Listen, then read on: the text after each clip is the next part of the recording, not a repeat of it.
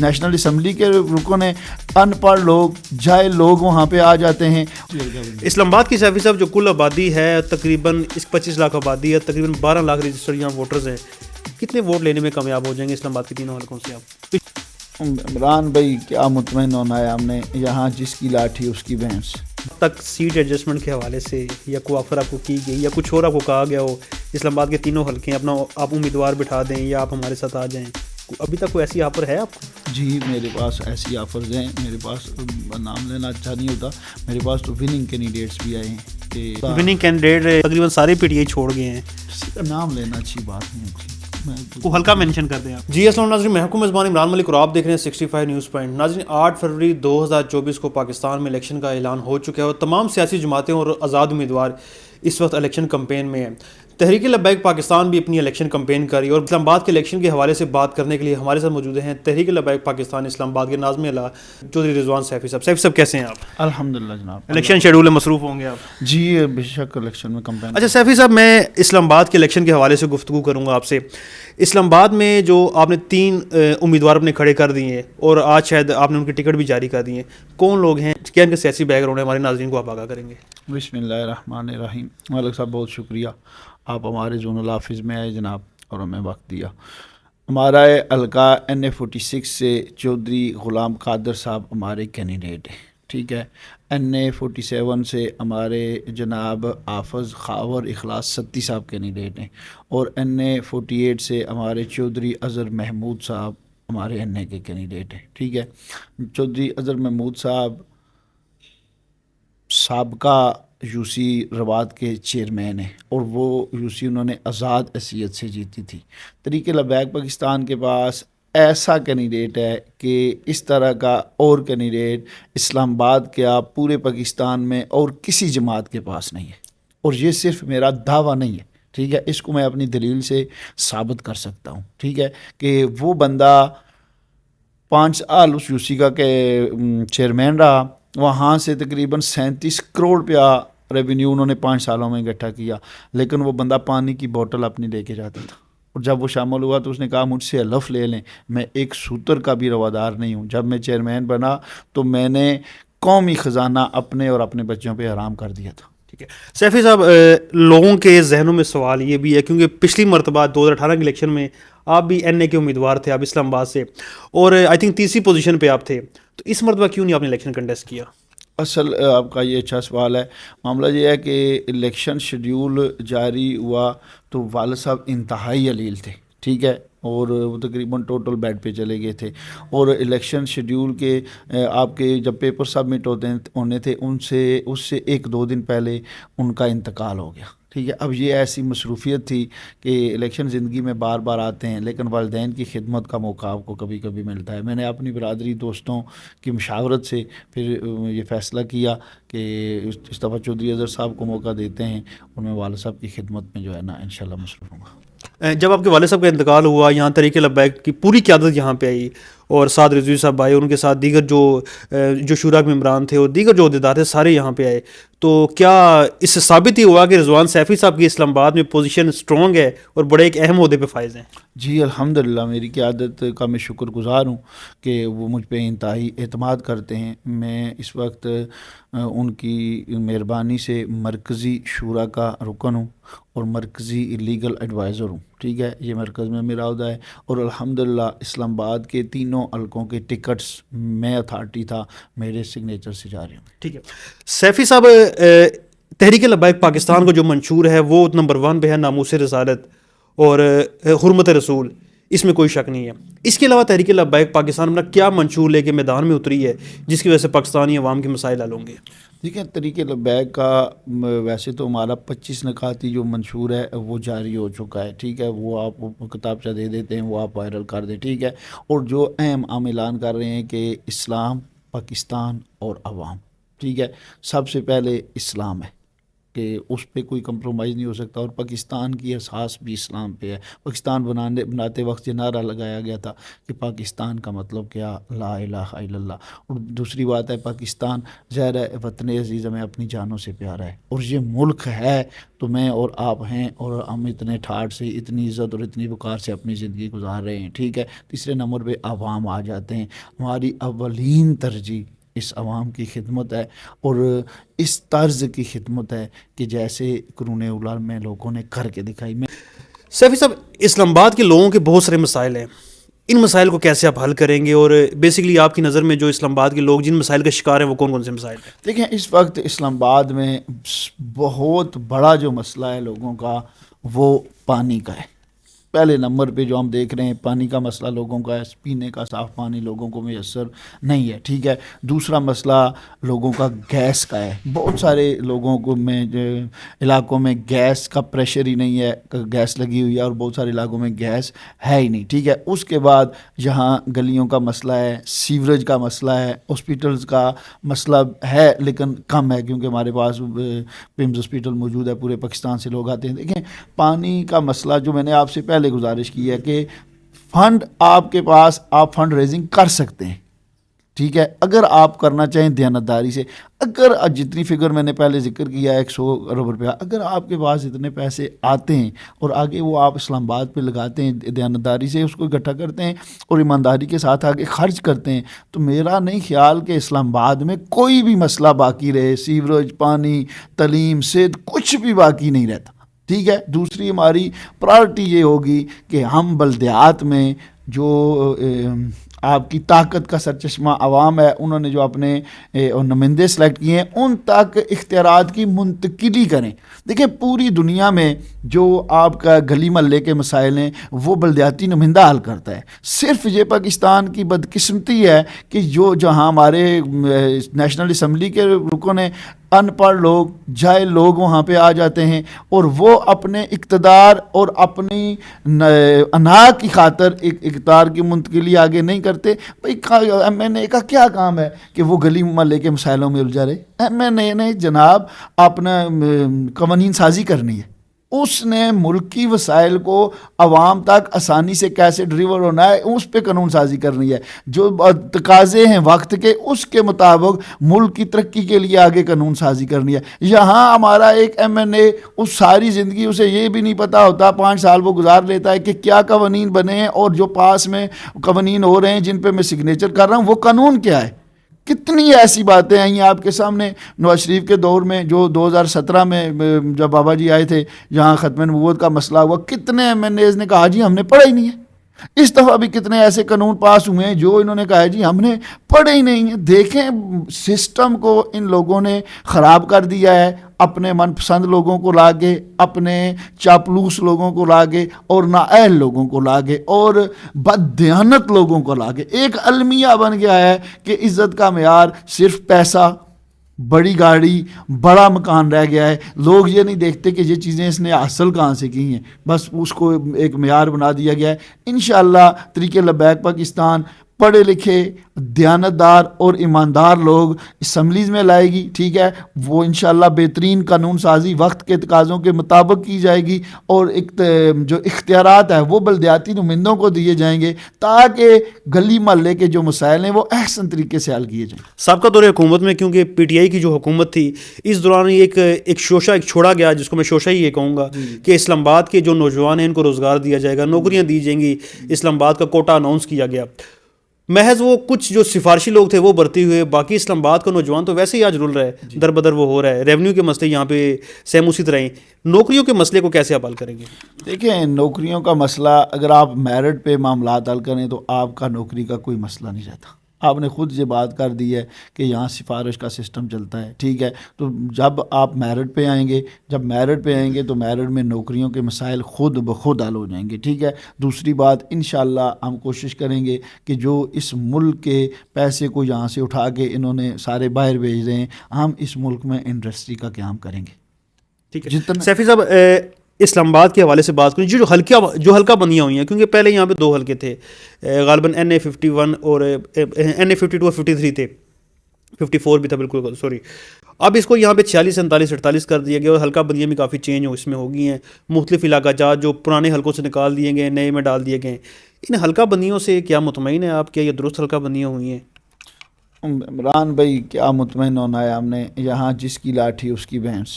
جو اقتدار میں ہوتے ہیں اور جو اسٹیبلشمنٹ جن کے ساتھ ہوتی ہے وہ اپنی مرضی سے سارے کام کرتے ہیں. اب حلقہ بندی چاہیے تو یہ تھا کہ آپ لتران روڈ کو رکھ لیتے اور اس حساب سے حلقہ بندی کر لیتے کہ جو اس طرف لوگ ہیں ان کو ادھر کر دیتے, آگے معاملات اس طرف حلقہ تقسیم کر دیتے. اب مجھے بتائیں کہ ایک ہی گھر میں, بعض ایسی بھی جگہیں ہیں کہ ایک ہی گھر میں چند افراد کی ووٹیں NA48 میں ہیں اور بعض کی NA47 میں. ٹھیک ہے, میں وہی گزارش کر رہا ہوں نا کہ اپنا الو سیدھا کرنے کے لیے اپنے اقتدار کی خاطر یہ ظالم ہر کام سے گزر جاتے ہیں. نہ ان کو میرٹ کی فکر ہے, نہ ان کو لوگوں کی تکلیف کی فکر ہے. بھئی ایک بندے کی یہاں پہ یوسی ہے, آپ اس کو اس یوسی میں رہنے دیں. آپ نے اس کو اٹھا کے دوسرے انہیں کے ساتھ لگا دیا ہے, وہ کیسے اس کے مسائل حل ہوں گے؟ کہ یہ اپنے نمائندے کو کہاں تلاش کرے گا؟ دیکھیں ان کو ان چیزوں کا کوئی احساس نہیں ہے. اور یہ حلقہ بندیاں انہوں نے وہاں اپنے آفسز میں بیٹھ کے جہاں ان کا ووٹ بینک تھا اس کو انہوں نے ایک جگہ اکٹھا کرنے کی کوشش کی ہے, اور جہاں دوسری جماعتوں کا ووٹ بینک تھا اس کو توڑنے کی کوشش کی ہے. یہ اس ملک میں حال ہے جناب. کون سی حلقہ بندی؟ اسلام آباد کی سیفی صاحب جو کل آبادی ہے تقریباً 25 لاکھ آبادی ہے, تقریباً 12 لاکھ رجسٹرڈ یہاں ووٹرز ہیں. کتنے ووٹ لینے میں کامیاب ہو جائیں گے اسلام آباد کی تینوں حلقوں سے آپ؟ پچھلی مرتبہ تو کافی ٹف آپ نے کمپٹیشن کیا تھا آپ نے. سر انشاءاللہ ہم جو حلقہ NA47 اور 48 ہے انشاءاللہ طریق لبیک ان میں وننگ بھی ہوگی. ان میں ہمارا بہت اچھا ورک ہے. ٹھیک ہے, اور ان میں ہمارا 47 اور 48 پریویس آپ ریکارڈ اٹھا لیں وہ بھی بہت اچھا ہے. اور اس دفعہ معاملہ یہ ہے کہ جن کو 11,000 ارب کی چوری کے بعد نہلا دھلا کے پھر میاں صاحب کو قوم کا لیڈر بنا دیا گیا ہے, اس پہ گفتگو کرتے ہیں. میرے پاس وہ سوال ہے بڑا زبردست قسم کا سوال رکھا ہوا ہے میں نے آپ کے لیے. معاملہ یہ ہے کہ وہ اسلام آباد کے حلقہ NA48 سے ان کے کینڈیڈیٹ جو ہیں ان کی وہ بلاول صاحب والا کام پہ ٹانگ جا رہی ہیں کہ وہ کیسے اتریں اس میدان میں. ٹھیک ہے, باقی PTI جو تھی PTI کا حال ہی کوئی نہیں ہے. وہ تو پتہ نہیں کہاں سے اٹھا کے تو کینڈیڈیٹ جہاں پہ لا رہے ہیں. تو پہلے جو ان کے تھے انہوں نے تو تھانے کا منہ بھی نہیں دیکھا ہے. انہوں نے کہا ہے جناب ہم چھوڑتے ہیں اس جماعت کو.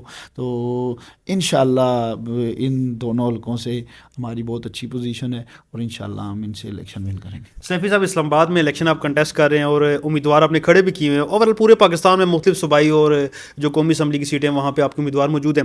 تحریک لبیک پاکستان پہ ایک الزام یہ بھی ہے, کہتے ہیں کہ یہ مذہبی جماعت ہے اور اب کیونکہ سیاست میں بھی آ چکی ہے دینی جماعت ہے. لوگ کہتے ہیں کہ مسجدوں میں میٹنگز کرتے ہیں, مسجد کو یہاں پہ سیاست کے لیے استعمال کرتے ہیں. یہ تاثر کیا ہے, اس کو ذرا کلیئر کریں آپ. دیکھیں جہاں تک مسجد میں میٹنگز کی بات ہے تو کوئی جہل بندہ یہ بات کر سکتا ہے جس نے دین کو نہ پڑھا ہو. حضور علیہ الصلوۃ والسلام نے ریاست مدینہ کی بنیاد مسجد نبوی میں بیٹھ کے رکھی.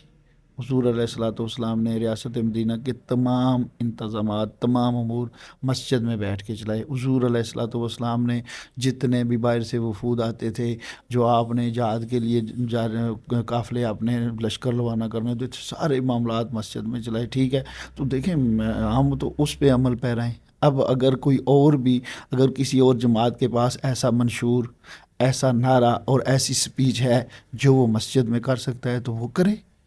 وہ مغرب کے طرز پہ ہیں, ان کا نعرہ مسجد میں لوگ ان کے گریبان پکڑ لیں جناب. وہ جو بات کرتے ہیں جس طرح کی ان کی میٹنگیں ہوتی ہیں ناچ گانا وہ یہ کر سکتے ہیں. یہ ہمارا فخر ہے کہ آج 14 صدیوں بعد بھی ہمارے پاس ایسا منشور ایسا نعرہ اور ایسا بیانیہ ہے جو ہم مسجد ممبر خانگاہ مدرسے گلی چوک محلے گھر ہر جگہ کر سکتے ہیں, اور یہ ہمارا فخر ہے. ٹھیک ہے سیفی صاحب, اب تک سیٹ ایڈجسٹمنٹ کے حوالے سے یا کوئی آفر آپ کو کی گئی یا کچھ اور آپ کو کہا گیا ہو اسلام آباد کے تینوں حلقے ہیں اپنا آپ امیدوار بٹھا دیں یا آپ ہمارے ساتھ آ جائیں, ابھی تک کوئی ایسی آفر ہے آپ کو؟ جی میرے پاس ایسی آفرز ہیں. میرے پاس نام لینا اچھا نہیں ہوتا, میرے پاس تو وننگ کینڈیڈیٹس بھی آئے ہیں کہ جو 2018 میں وننگ کینڈیڈیٹ تھے وہ باقاعدہ میرے پاس آئے ہیں گھر میں. انہوں نے کہا ہے جی کہ کوئی مہربانی کریں. ٹھیک ہے, کچھ لوگ ابھی بھی میرے رابطے میں ہیں, وہ کہتے ہیں جی مہربانی کریں. لیکن ہمارا ایک کھلا وننگ کینڈیڈیٹ ایک تو تقریباً سارے پی ٹی آئی چھوڑ گئے ہیں. کسی کا نام لینا اچھی بات نہیں ہوتی ہے نا. میں کو ہلکا مینشن کر دیں آپ. بس چھوڑیں, کسی کا نام لینا اچھی بات نہیں ہوتی ہے. میرے پاس وننگ کینڈیڈیٹ بھی آئے ہیں, انہوں نے بھی مجھ سے سیٹ ایڈجسٹمنٹ کی بات کی ہے.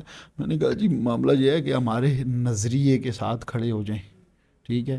جو حضور علیہ الصلوۃ والسلام کی ختم نبوت اور ناموس رسالت کے حوالے سے پہراداری کر سکتا ہے اور وہ اس سسٹم پہ چل سکتا ہے دین کے ساتھ, وہ ہمارے سروں کا تاج ہے. باقی اگر کوئی دنیاوی اقتدار کے لیے طریقہ ووٹ بینک یوز کرنا چاہتا ہے تو اس کے ساتھ کبھی بھی ہماری سیٹ ایڈجسٹمنٹ نہیں ہو سکتی. الیکشن کا ماحول اس مرتبہ کیا ہوگا, آپ کس نظر سے اسے دیکھتے ہیں؟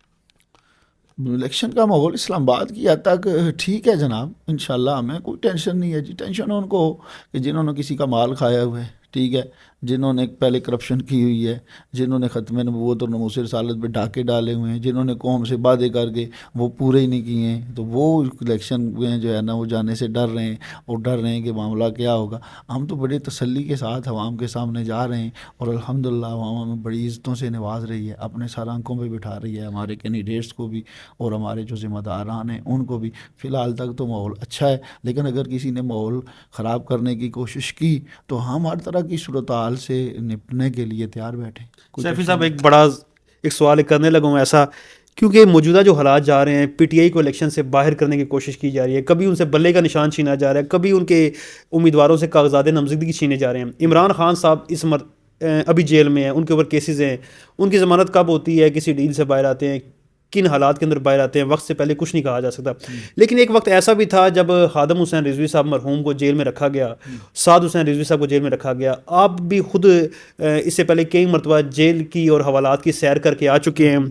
تو ماضی میں جو کچھ پی ٹی آئی نے کیا یا کسی اور جماعت نے کیا, اب وہ ان کے ساتھ ویسا ہی ہو رہا ہے. تو تحریک لبیک اس حوالے سے کیا کہتی ہے؟ ایک وقت وہ تھا کہ جب تحریک لبیک وہاں پہ کھڑی تھی, آج وہ جماعت وہاں پہ کھڑی ہے اور ان کے لیڈر وہاں پہ کھڑے ہوئے ہیں. دیکھیں ہے تو یہ ان کے لیے مکافات عمل, اس کو انہیں خود سمجھنا چاہیے. لیکن الحمدللہ ہم اگر حضور علیہ الصلوۃ والسلام کی غلامی کا اور دین کو تخت پلانے کا نعرہ لگاتے ہیں تو ہم نہ انتقامی سیاست پہ اور نہ انتقامی کارروائیوں پہ بلیو کرتے ہیں. میرے قائد نے بھی یہ مطالبہ کیا ہے, ٹھیک ہے, کہ جتنے بھی لوگ ان کے انہوں نے اریسٹ کیے ہیں ان کو چھوڑا جائے, چادر اور چاردیواری کا تقدس پامال نہ کیا جائے. جو ان کی لیڈیز جو ہیں کینڈیڈیٹس, مائیں بہنیں سب کی سانجھی ہیں, ٹھیک ہے, ان کو بھی بلا جواز اور خام خواہ تنگ نہ کیا جائے اور ان کو الیکشن کا پورا موقع دیا جائے تاکہ عوام کم از کم منتخب نمائندے عوام کے سامنے آئیں. ٹھیک ہے, اگر آپ اس طرح کر رہے ہیں, لوگوں کو تنگ کر رہے ہیں, ایک آپ نے ایسا ماحول کریٹ کیا ہوا ہے جہاں کوئی اپنی آواز ہی بلند نہیں کر سکتا ہے, جہاں مطلب ہے کہ آزادانہ طور پر نہ لوگوں کو ووٹ پول کرنے دیا جا رہا ہے, نہ لوگوں کو اپنا بیانیہ آگے پہنچانے دیا جا رہا ہے, ٹھیک ہے, تو اس الیکشن سے جو لوگ آ کے اسمبلی بنے گی وہ کیا ڈلیور کرے گی؟ وہی لوگ اچھا ڈلیور کر سکتے ہیں, وہی عوام کے مسائل کو حل کر سکتے ہیں جو منتخب ہوں اور جن کو پورا ماحول دیا جائے کہ وہ لوگ اپنا بیانیہ عوام کے سامنے رکھیں, عوام میں اپنی کمپیل کے لیے جائیں اور عوام جو مینڈیٹ عوام کا ہے وہ چوری نہ کیا جائے, ٹھیک ہے, اس کو سامنے لا کر اس کی بنیاد پہ لوگوں کو اسمبلی میں بھیجا جائے. خدا را اس ملک کے حال پہ رحم کریں. اب اور آپ نے کیا کرنا ہے, کہاں ہم آج کھڑے, اب اس سے آگے اور آپ کے لیے کوئی رستہ نہیں. تو ہمارا یہی ہے کہ پی ٹی آئی کے لوگوں کو جو ہے نا وہ آزاد کیا جائے, جو اس میں ہیں کسی کھاتے ایسے میں کہ ان پہ کوئی جرم بنتا ہے ان کو آپ سزا دیں, لیکن خواہ مخواہ دوسری جماعت کو آگے لانے کے لیے ان کو اندر کر دینا یہ زیادتی ہے. اور جن کو لا رہے ہیں ان کو بھی عقل کے ناخن لینے چاہیے کہ 3 دفعہ آپ کو یہ ٹیشو پیپر کی طرح استعمال کر چکے ہیں, آج پھر جب انہوں نے آپ کے کندھے پہ ہار رکھا ہے تو آپ شیر بن کے پھر آ گئیں.